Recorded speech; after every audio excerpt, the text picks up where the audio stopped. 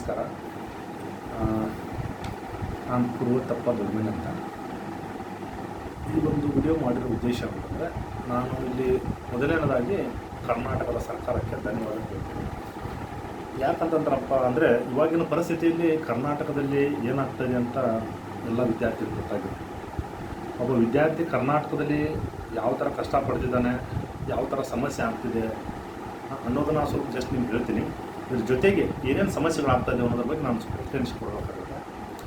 ಮೊದಲನೇದಾಗಿ ಹೇಳಬೇಕಂತಂದರೆ, ನಾವು ಕರ್ನಾಟಕದಲ್ಲಿ ಕಾಂಗ್ರೆಸ್ ಸರ್ಕಾರಕ್ಕೆ ಇವತ್ತು ಓಟ್ ಹಾಕಿ ಬಹುಮತದಿಂದ ಗೆಲ್ಲಿಸಿದೆ ಅಂದರೆ ಇದಕ್ಕೆ ಕಾರಣ ಏನಂತಂದರೆ, BJP ಸರ್ಕಾರದಲ್ಲಿ ಆಗಿರ್ತಕ್ಕಂಥ ಅನ್ಯಾಯವನ್ನು ಮನಗಂಡು ವಿದ್ಯಾರ್ಥಿಗಳು ನೊಂದುಕೊಂಡು ಬೇಡಪ್ಪ ಈ ಸರ್ಕಾರ ಅಂತ ಬಿಟ್ಟು ಕಾಂಗ್ರೆಸ್ ಸರ್ಕಾರಕ್ಕೆ ನಾವು ಓಟ್ ಹಾಕಿದ್ದೀವಿ, ಗೆಲ್ಲಿಸಿ ಕೊಟ್ಟಿದ್ದೀವಿ.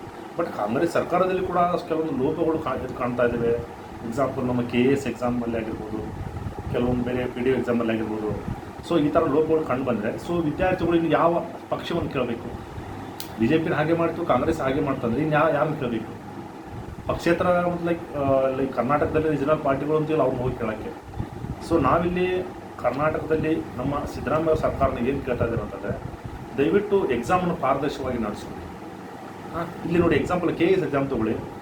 KAS ಎಕ್ಸಾಮಲ್ಲಿ ಮೊದಲನೇ ಬಾರಿಗೆ ಎಕ್ಸಾಮ್ ಆಯಿತು.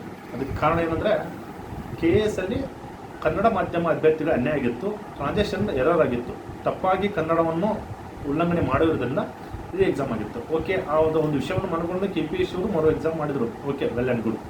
ಬಟ್ ಮತ್ತು ಅದೇ ಎಕ್ಸಾಮಲ್ಲಿ ಕೂಡ ಮತ್ತು ಅದೇ ಮಿಸ್ಟೇಕ್ ಮಾಡ್ತಾ ಇದ್ದಾರೆ ಅಂತಂದರೆ, ಸೊ ಇನ್ನು ಏನು ಮಾಡೋಣ ಹೇಳಿ? ಒಂದು KPSC ಅಂತಕ್ಕಂಥ ಒಂದು ಕಾನ್ಸ್ಟಿಟ್ಯೂಷನಲ್ ಬಾಡಿ, ಉನ್ನತ ಮಟ್ಟ ಇರ್ತಕ್ಕಂಥ ಬಾಡಿ ಇವತ್ತು ಮತ್ತೆ ಈ ಥರ ಮಿಸ್ಟೇಕ್ ಮಾಡೋದ್ರಿಂದ ವಿದ್ಯಾರ್ಥಿಗಳು ಯಾರು ನಂಬಬೇಕು ಇವಾಗ? ಸೊ ಆದ ಕಾರಣ ಇಲ್ಲಿ ನಾವು ಏನು ಕೇಳ್ಕೊತಾ ಇದ್ದೀವಿ ಅಂದರೆ, ಕರ್ನಾಟಕ ಎಲ್ಲ ವಿದ್ಯಾರ್ಥಿಗಳ ಪರವಾಗಿ ದಯವಿಟ್ಟು ಈ ಒಂದು KAS ಎಕ್ಸಾಮ್ನ ರೀನೋಟಿಫಿಕೇಷನ್ ಮಾಡಿ. ರೀನೋಟಿಫಿಕೇಷನ್ ಮಾಡೋದ್ರಿಂದ ಎಲ್ಲರಿಗೂ ಒಳ್ಳೆಯದಾಗುತ್ತೆ. ಸೊ ಪ್ರೊಸೆಸ್ ಡಿಲೇ ಆದರೂ ಕೂಡ ನಿಷ್ಠಾವಂತ ವಿದ್ಯಾವಂತ ವಿದ್ಯಾರ್ಥಿಗಳು ಸೆಲೆಕ್ಷನ್ ಆಗಿರುತ್ತೆ. ಸೊ ಆ ಒಂದು ಕಾರಣಕ್ಕೆ ನಾವು ದಯವಿಟ್ಟು ಕರ್ನಾಟಕ ಸರ್ಕಾರಕ್ಕೆ ಸಿದ್ದರಾಮಯ್ಯ ಗೌರ್ಮೆಂಟ್ ಕೇಳ್ಕೊಳ್ಳೋದೇನೆಂದರೆ, ಇದೊಂದು ರೀಎಕ್ಸಾಮ್ ಮಾಡಬೇಕು ದಯವಿಟ್ಟು. ಇಲ್ಲಾಂದರೆ ವಿದ್ಯಾರ್ಥಿಗಳು ಡೈಲಿಗೆ ಹೋಗಬೇಕು, ರಾಹುಲ್ ಗಾಂಧಿಯವ್ರು ಮೀಟ್ ಆಗಬೇಕು, ಪ್ರೆಸಿಡೆಂಟ್ ಮೀಟ್ ಆಗಬೇಕು ಅಂತ ಚಳುವಳಿ ಮಾಡೋದು, ಹೋರಾಟ ಮಾಡೋದು, ಅಲ್ಲಿ ಸಮಯ ವ್ಯರ್ಥ ಮಾಡ್ಕೊಳೋದು, ಇವೆಲ್ಲ ಮತ್ತೆ ಏನಾಗುತ್ತೆ ಅಂದರೆ ವಿದ್ಯಾರ್ಥಿ ಜೀವನದಲ್ಲಿ ಮತ್ತೆ ಒಂದು ಕೋಲಾಹಲ ಉಂಟಾಗೋದು ಬೇಡ. ಇದ್ರ ಜೊತೆಗೆ ಏನಂತಂದರೆ, ಇಲ್ಲಿ PSI ಸಂಬಂಧಪಟ್ಟ ಹಾಗೆ ಏಜ್ ರಿಲ್ಯಾಕ್ಸೇಷನ್ ಕೊಡಲೇಬೇಕಾಗುತ್ತೆ. ಯಾಕಂದರೆ PSI ಸಿವಿಲ್ ಎಕ್ಸಾಮು ಸುಮಾರು 5 ರಿಂದ 6 ವರ್ಷ ಆಯಿತು ನೋಟಿಫಿಕೇಷನ್ ಆಗಿ. ಕೋರ್ಟಲ್ಲಿ ಕೇಸ್ ಆಯಿತು, ಹೋರಾಟ ಆಯಿತು, ಎಕ್ಸಾಮ್ ಆಯಿತು, ಮತ್ತೆ ಇವಾಗ ನೋಟಿಫಿಕೇಷನ್ ಇಲ್ಲ. ಯಾಕಂದರೆ ಒಳ ಮೀಸಲಾತಿ ಅಂತ ಹೇಳ್ತಿದ್ದಾರೆ, ಮತ್ತೊಂದು ವರ್ಷ ಡಿಲೇ ಆಗುತ್ತೆ ಅಂತ ಹೇಳ್ತಿದ್ದಾರೆ.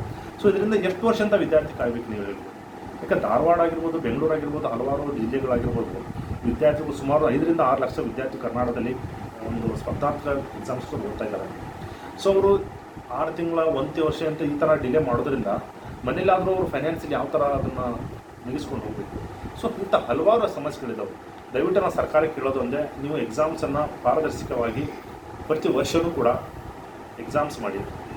ಅದು 100 ಪೋಸ್ಟ್ ಆಗಿರ್ಬೋದು, 500 ಪೋಸ್ಟ್ ಆಗಿರ್ಬೋದು, ಎಕ್ಸಾಮ್ಸ್ ಮಾಡೋದ್ರಿಂದ ವಿದ್ಯಾರ್ಥಿಗಳು ಅವರ ಪ್ರಯತ್ನವನ್ನು ಮಾಡಿಬಿಟ್ಟು ಮತ್ತೆ ಬೇರೆ ಏನಾದರೂ ಕೆಲಸ ನೋಡ್ಕೊತಾರೆ, ಇನ್ನೂ ಬೇರೆ ಏನಾದರೂ ಲೈಫ್ ಕಟ್ಕೊತಾರೆ. ದಯವಿಟ್ಟು ನಾವು ಓದ್ತೀನಿ ಆಗುತ್ತೆ, ಇವತ್ತು ಕರೀತಾರೆ ನಾಳೆ ಕರೀತಾರೆ ಅಂತಂದು ಅವ್ರ ಲೈಫ್ ಹಾಳು ಮಾಡ್ಕೊಳೋದು ಬೇಡ. ದಯವಿಟ್ಟು ಸರ್ಕಾರಕ್ಕೆ ಕೇಳ್ಕೊಂಡು ಬಂದೆ ನಾವು, ದಯವಿಟ್ಟು ನೀವು ಬೇರೆಯವ್ರು ತಪ್ಪು ಮಾಡ್ತಾ ನೀವು ಮಾಡಲಿಕ್ಕೆ ಹೋಗ್ಬಿಡಿ. ಇಲ್ಲಾಂದರೆ ವಿದ್ಯಾರ್ಥಿಗಳ ಆಕ್ರೋಶ, ನೋವು ಯಾವತ್ತೂ ನಿಮ್ಗೆ ಬಿಡಲ್ಲ ಅಂತ ನಾನು ಈ ಮೂಲಕ ಕೇಳ್ಕೊತಾ ಇದ್ದೀನಿ. ಧನ್ಯವಾದ.